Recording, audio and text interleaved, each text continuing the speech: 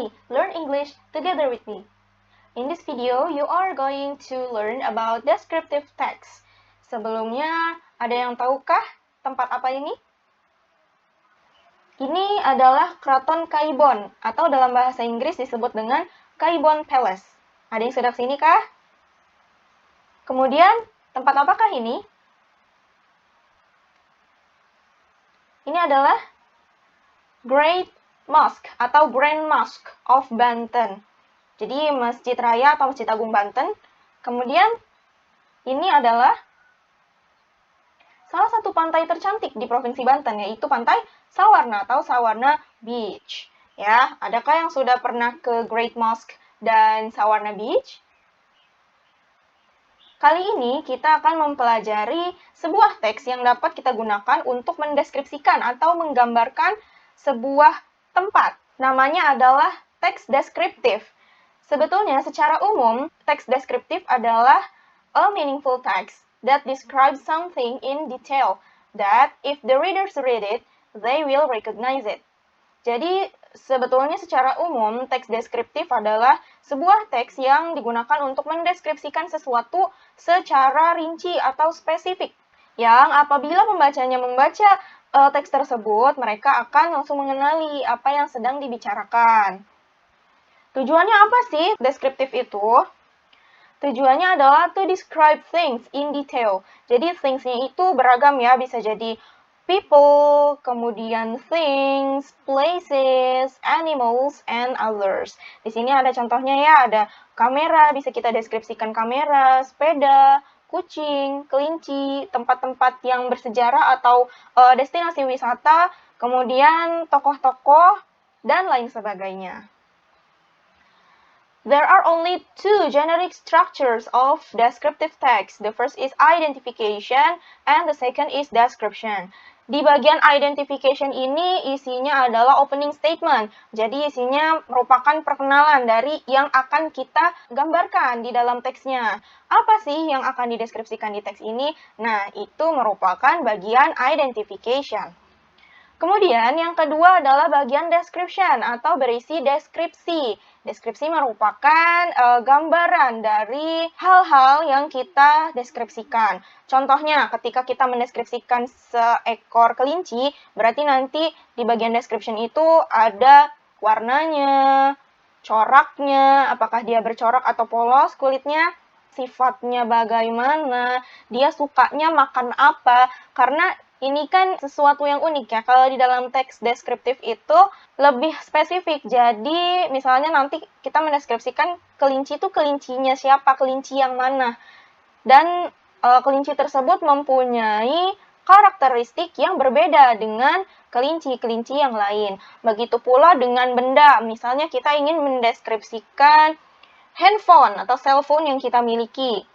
Nah, di sini kan spesifikasi cellphone kita macam-macam ya. Ada yang mereknya A, mereknya B, ada yang RAM-nya sekian, ada yang memorinya sampai 256 GB misalnya. Itu merupakan deskripsi dari suatu bendanya. Misalnya kita ingin mendeskripsikan orang, berarti nanti kita sampaikan ciri-cirinya. Apakah hidungnya mancung, kemudian matanya belok atau sipit, alisnya tebal atau tipis, rambutnya panjang atau pendek, pakai hijab atau tidak, seperti itu ya. Itu adalah bagian description atau dia ini supporting statement. Kalimat-kalimat pendukung. Nah, ciri-ciri dari teks deskriptif itu apa aja sih, Miss? Yang pertama, ada specific participants. Jadi, hal yang kita deskripsikan ini merupakan hal yang spesifik atau rinci. Contohnya, Anyer Beach. Bukan beach atau pantai secara keseluruhan, tapi khusus fokus hanya di pantai Anyer. Yang kedua, contohnya adalah Jerome Pauline. Kita nanti mendeskripsikan hanya si Jerome saja. Kita nggak mendeskripsikan orang secara general, misalnya punya 2 mata, punya 1 hidung. Itu kan kalau secara umum ya, secara general. Akan tetapi kita spesifik. Jerome nih hidungnya mancung atau enggak, matanya belok atau sipit, seperti itu. Kemudian my cat, misalnya ada yang punya kucing ya. Nanti kucingnya dideskripsikan nih, seperti yang tadi sudah Miss jelaskan sebelumnya, apakah berwarna coklat atau warna putih. Kemudian kebiasaannya gimana, apakah dia suka tidur di mana-mana atau suka tidur bareng kita, atau tentang makanannya. Biasanya kucing kan makanannya macam-macam ya. Ada yang sukanya makanan kucing khas kayak misalnya Whiskas kayak gitu. Ada juga yang senangnya misalnya makan roti gitu. Nah, itu masuk ke dalam teks deskriptif. Kemudian ciri yang kedua adalah penggunaan simple present tense.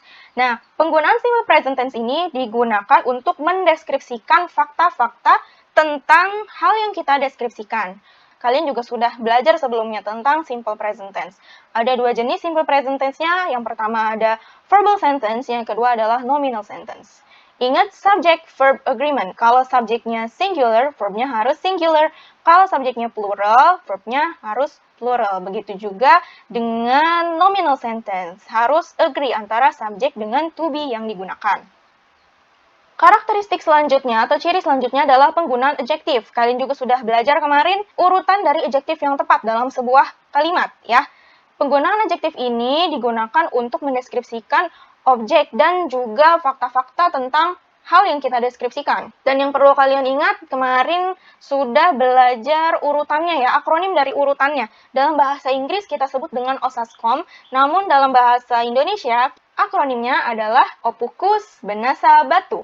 Opini, ukuran, usia, bentuk, warna, asal, bahan, dan tujuan. Diingat-ingat lagi ya kemarin pelajaran tentang adjective ordernya, karena nanti kita akan berlatih membuat kalimat-kalimat untuk menyusun teks deskriptif. Dan di sini ada contoh dari teks deskriptifnya. Ini tentang Pantai Bagedur. Kita baca bareng-bareng ya. Bagedur Beach is one of the best beaches in Banten. It has stunning white sand. The length of the shoreline is roughly 15 kilometers. The best attractions is sloping condition of the seashore. The sand is flawless and soft. You can write your name on it. Not to mention, it becomes the perfect area for beach walking. Tourists may enjoy clear blue seawater while witnessing the race of waves. The wind is gusty, so it gives you a cool sensation. What about swimming? It is possible, but you should be careful. The south beaches are known for their rough and big waves. It is better to safe than sorry. Jadi, Pantai Bagedur ini merupakan salah satu pantai terbaik di Banten, di Provinsi Banten. Dia pantainya ini putih, punya pasir putih ya, yang membentang luas sejauh 15 km. Berarti dia hamparan pasirnya sangat luas nih. Hal yang paling menarik di sini di pantai ini adalah ya tadi, hamparan pasir yang luas dan landai. Pasirnya ini lembut dan mulus gitu ya, halus. Kalian bisa menulis nama kalian di pasir. Jadi nggak heran nih, pantai ini menjadi area yang sempurna untuk berjalan-jalan di tepi pantai. Jadi kita enaknya kalau di Bagedur itu jalan di tepi pantai karena pasirnya ini lembut. Kemudian pengunjung bisa menikmati air laut yang berwarna biru dan juga jernih sambil menikmati atau menyaksikan deburan ombak. Anginnya lumayan kencang dan sepoi-sepoi. Jadi itu memberikan sensasi yang sejuk. Kemudian bagaimana dengan berenang? Itu boleh-boleh aja, tapi harus hati-hati. Pantai selatan terkenal dengan ombaknya yang tinggi. Jadi lebih baik kalian berhati-hati daripada nantinya menyesal. Paragraf kedua ya. Unfortunately, you can't find any boat rent services in Bagedur Beach. That means you can't get a banana boat either. What you can enjoy are a serene atmosphere and a flawless landscape. Therefore, Bagedur is suitable for relaxation. For those with lots of stresses, you must visit it. The best time to reach the beach is during holidays or weekends. This way, you can meet other tourists. Also, the locals come to the beach for selling food and snacks. Sayangnya, di Pantai Bagedur ini nggak ada jasa penyewaan kapal atau perahu ya. Jadi kalian nggak bisa nanti di sana naik banana boat. Ya kan emang ombaknya juga terkenal tinggi ya, jadi cenderung berbahaya kalau misalnya di sana ada banana boat kayak gitu. Yang bisa kalian nikmati di sana adalah pemandangannya yang sangat indah dan juga atmosfer yang menenangkan. Maka dari itu, Bagedur ini sangat cocok untuk relaksasi atau mencari sebuah kedamaian, ketenangan gitu ya. Ini merupakan tempat yang cocok untuk kalian yang ingin melepaskan penat atau stres. Kemudian waktu yang paling tepat untuk mengunjungi pantai ini adalah ketika hari libur atau akhir pekan. Karena kalian bisa bertemu dengan pengunjung yang lain. Dan juga di sana banyak penduduk lokal yang menjual makanan. So, are you ready to visit Bagedur Beach? In this case, your primary destination is Malingping District. You can reach it from numerous cities. For example, it takes about 4 hours from Jakarta, and the distance is 181 kilometers. If you come from Pandeglang, it takes 83 kilometers. For those who come from Rangkas Bitung, the trip takes approximately 115 kilometers. No worries, it is going a fun trip as long as you use the right vehicle. Jadi, gimana? Udah siap untuk berkunjung ke Pantai Bagedur? Kalau mau ke sana, tujuan utamanya adalah Malingping. Kalian bisa menjangkau Malingping atau pergi ke Malingping dari berbagai kota. Contohnya, dari Jakarta ini 4 jam, karena jaraknya kurang lebih 181 km. Kalau datangnya atau perginya dari Pandeglang, kurang lebih ditempuh sejauh 83 km, dan kalau dari Rangkas Bitung, kurang lebih 115 km. Namun, jangan khawatir, ini akan menjadi perjalanan yang menyenangkan selama kalian menggunakan kendaraan yang tepat. Udah kebayang ya isinya teks deskriptif tentang tempat? Coba kita bedah dulu nih. Dari generic structure, kemudian dari karakteristiknya ya. Yang pertama, tadi masih ingat gak generic structure-nya itu ada berapa ya untuk teks deskriptif ini? Oke, ada dua ya. Yang pertama adalah identification, yang kedua adalah description. Identification berisi introduction atau opening statement. Namanya opening statement berarti dia ada di awal. Ini adalah kalimat pembukanya. Isinya apa yang kira-kira mau kita bahas di teks ini, yaitu Pantai Bagedur yang merupakan salah satu pantai terbaik di Banten. Jadi ini opening statement-nya. Bagedur Beach is one of the best beaches in Banten. Kemudian sisanya adalah description-nya. Ya, dan setiap description ini merujuk atau mengacu pada Bagedur Beach. Contohnya gimana, Miss? Nah, coba aja nih lihat kalimat kedua. It has stunning white sand. Dia memiliki pasir putih yang menakjubkan. Si pasir putihnya itu merujuk ke Bagedur Beach. Menjelaskan si Bagedur Beach itu ternyata pantai pasir putih. Kalimat-kalimat lain, kalimat pendukung yang lain ini tetap mengacu kepada si Bagedur Beach-nya.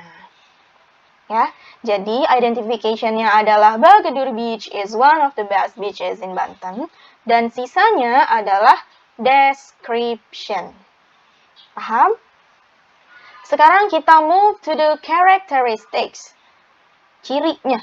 Masih ingat ya? Tadi ciri yang pertama adalah specific participant.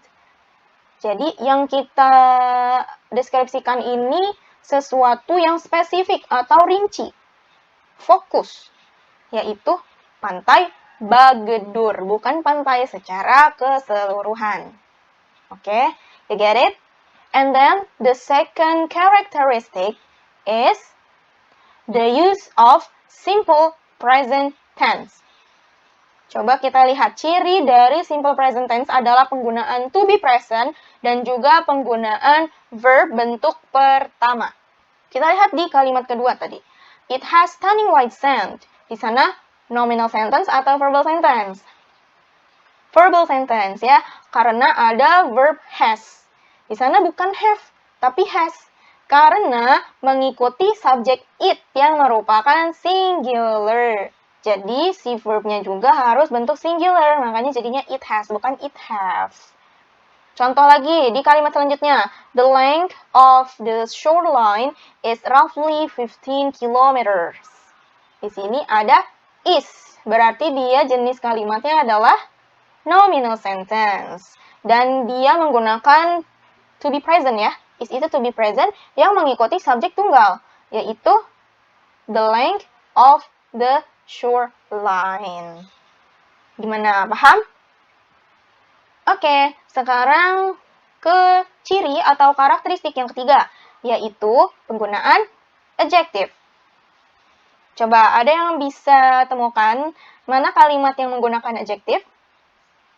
Di kalimat kedua saja sebenarnya sudah ada penggunaan adjective ya. Di sana ada kata stunning dan white. Padahal yang dideskripsikan adalah sandnya, ya kan?